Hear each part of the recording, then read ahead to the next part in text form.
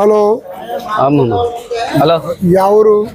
అదే తెరనికలు ఇక్కడ ఎందుకు వచ్చినారు? కష్టపడి పని చేసుకునే బతుకు తెరుకు ఎన్ని రోజులు ఇటుకు వచ్చి? బహుశా అంటే 38 ఏళ్ళు అవుతుంది. 38 ఏళ్ళు.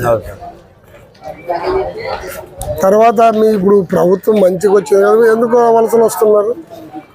వలసలు ఎవరు వచ్చినా కానీ సార్, ఆ ప్రభుత్వం వచ్చినా కానీ ఏం చేస్తావు, కష్టపడి పని చేసుకునే దగ్గర అయితే తప్పదు. పిల్లలు చదువు అంట, మరి ఇంకా వాటికి ఖర్చులు ఉంటావు కదా, ఎంత ఫీజులు వేసినా కానీ లాభం ఏమి ఉండదు సార్.